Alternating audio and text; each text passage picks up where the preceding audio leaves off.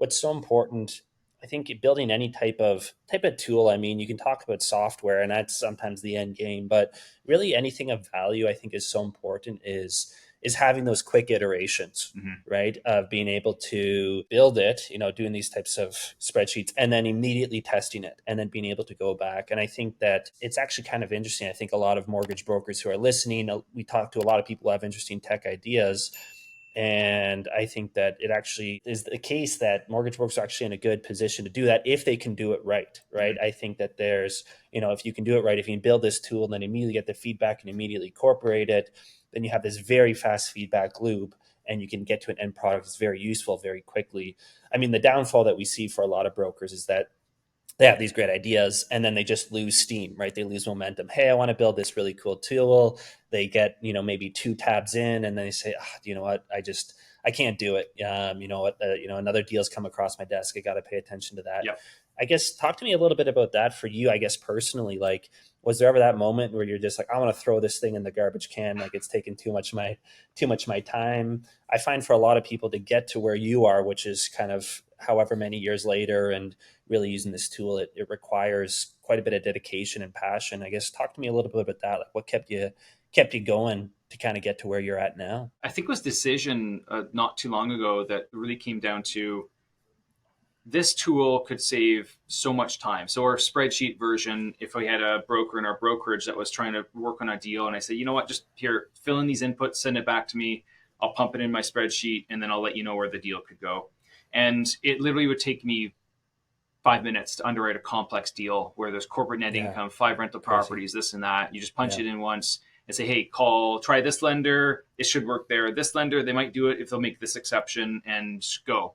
And we'd had yeah, brokers say, Kyle, this would have taken me a full day of calling right. around, playing Yeah, around with it.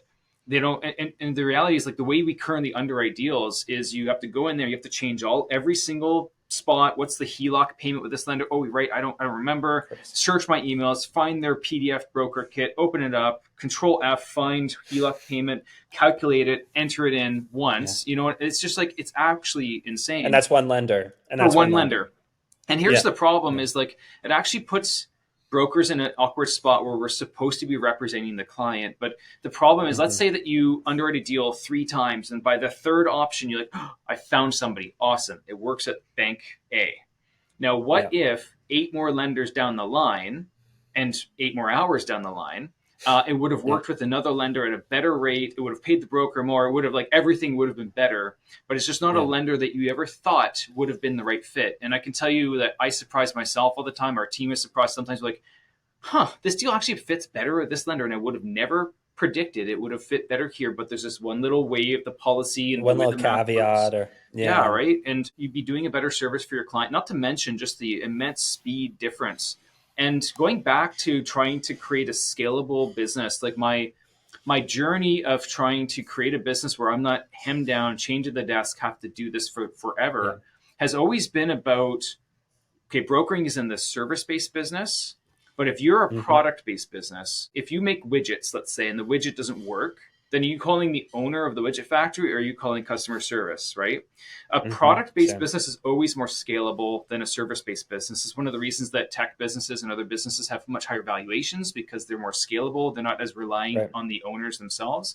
And so my journey has always been trying to nudge it from a service based business to a product based business. And then as I grow, I can have people underneath me that deliver the same experience to the customers every time because of the tools right. and the technology and the process and the system and all that kind of stuff all works in together. And so, my focus really has been, what, based on how we're using it and how much time it saves us, and then realizing that for other brokers that don't have as much underwriting knowledge as we do, where we can kind of automatically know where a deal goes, we're like, it might save us an hour or two, but it's saving other brokers like 8 hours. Like this needs to Right. be built.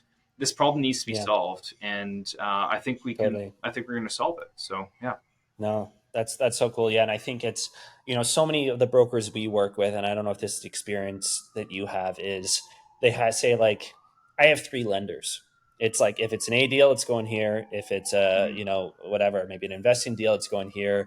And if it doesn't fit those, hey, what, maybe just go to your bank. And you're right. And I kind of explain that to my team, right, as we're trying to help people do that. And it's almost a little bit of like this shock in some cases where people are like, Mhm. what? Like you don't shop this around fully. And I think it has a lot to do with what you described, where it's just like it's really just not feasible to do it unless you have, a super automated way, which it sounds like that's exactly what the problem you're trying to solve, which is so